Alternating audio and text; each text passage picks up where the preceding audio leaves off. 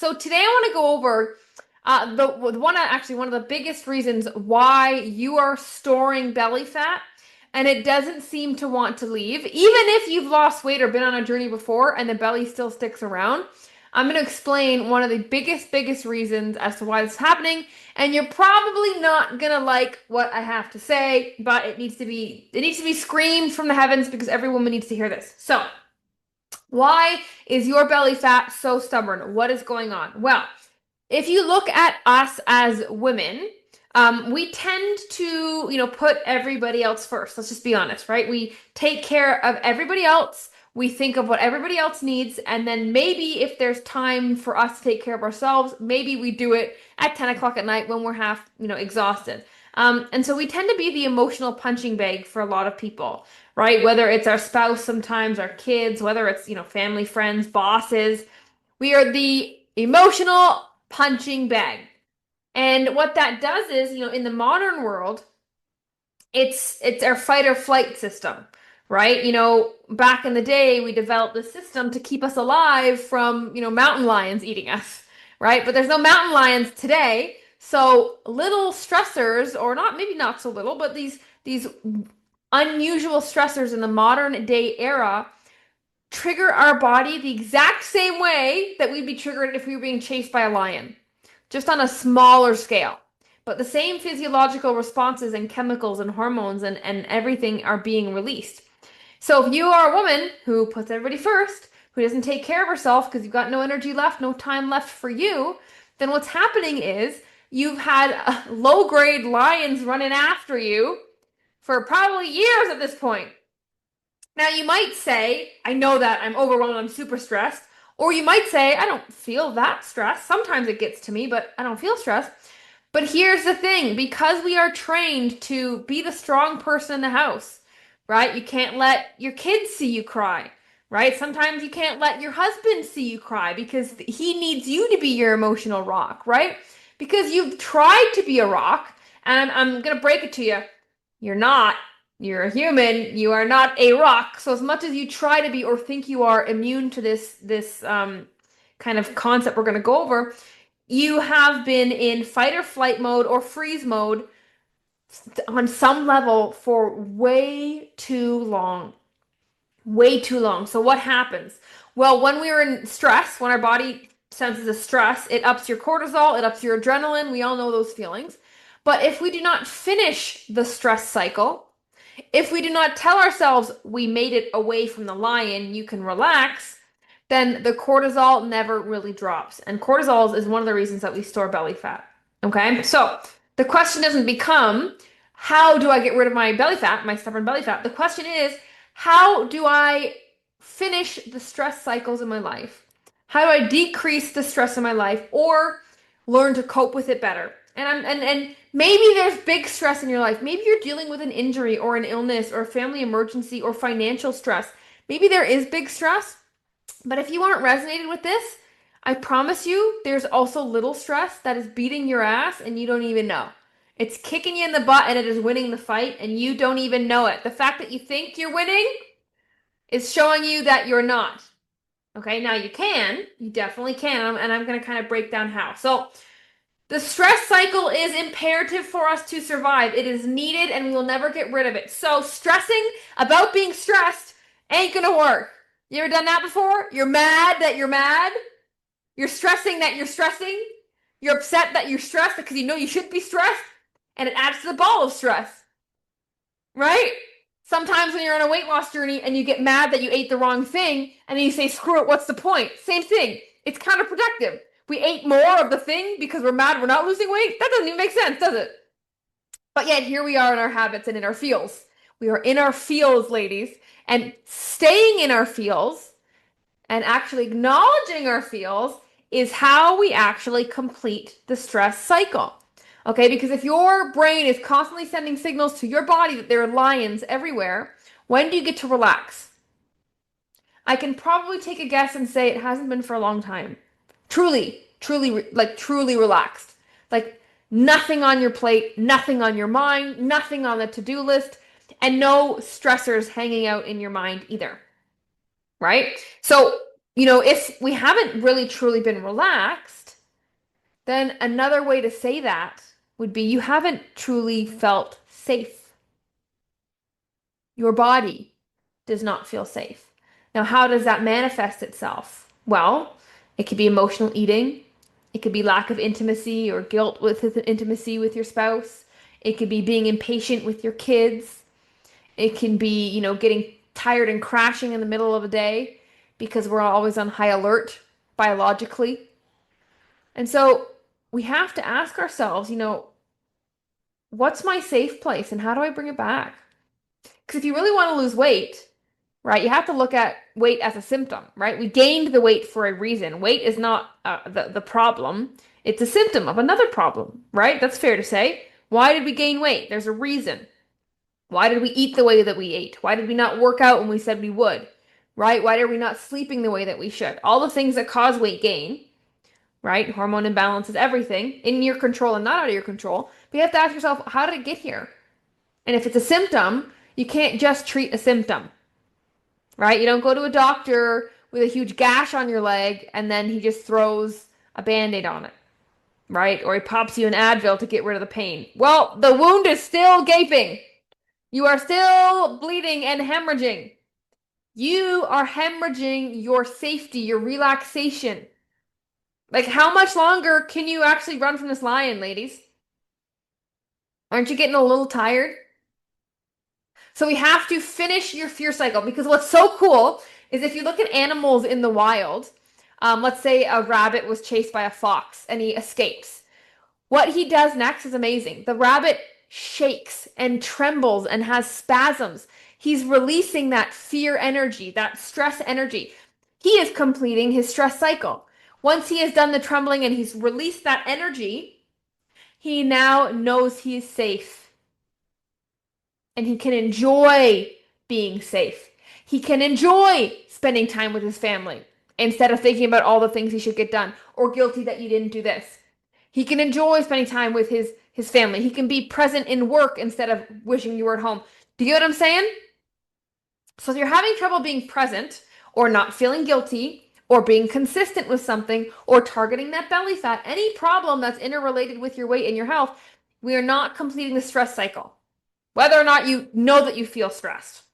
Okay? So how do we as humans shake and tremble like the rabbit? What's our equivalent to end that cycle? Well, number one, you can actually shake and tremble. All right? I don't know if you've ever tried this, but a nice scream in a pillow definitely goes a long way. Okay? A jump up and down, jumping jacks, dance party, get the energy out. Literally shake it off. Shake it off. Do the hokey pokey. Shake it off. Okay? Literally that shakes off the energy. What else? Well, say self-care. It's choosing it's it's choosing things that you know release your stress, but adding them in more frequently and adding them in because you know their intentions. Instead of feeling stressed and then just saying, God, I need a bubble bath. Well, no, you have to acknowledge that you are stressed and you need a bubble bath because it will discharge your stress.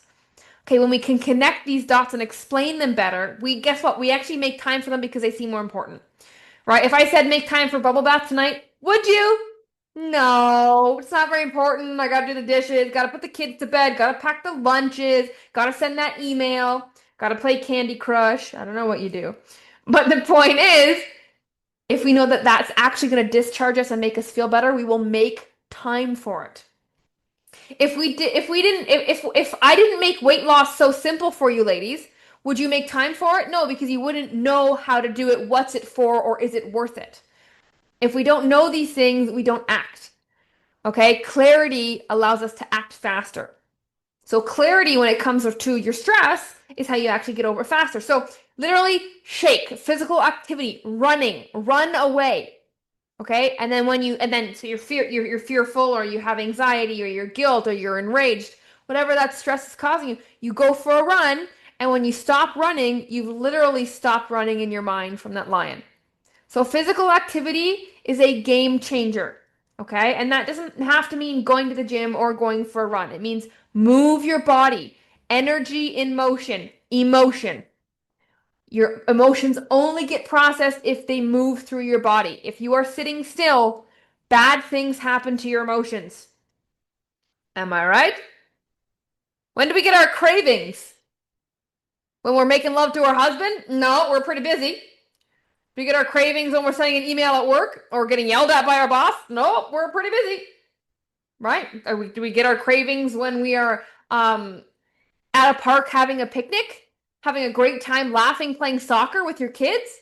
No, because you're present. You're doing something better than giving into that craving would do.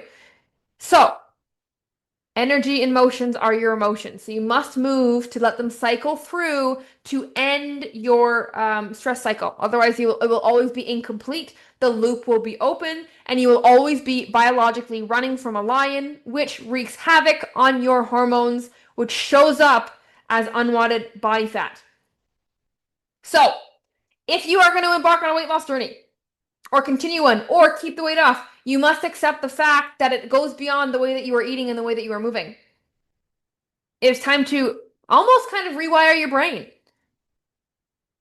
And you have to actively take that on. Now, it doesn't have to seem overwhelming or like, oh my God, rewire my brain. Where the hell do I start?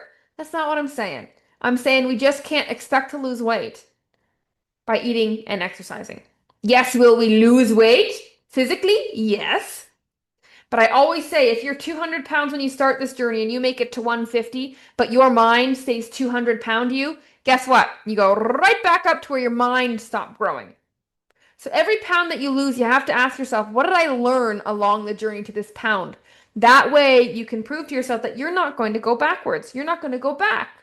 Okay? And that, if I took, your 200-pound lifestyle, and then you got to 150 pounds, and then I took 150-pound you and I plopped it back into your 200-pound lifestyle, would you gain the weight back? Yes.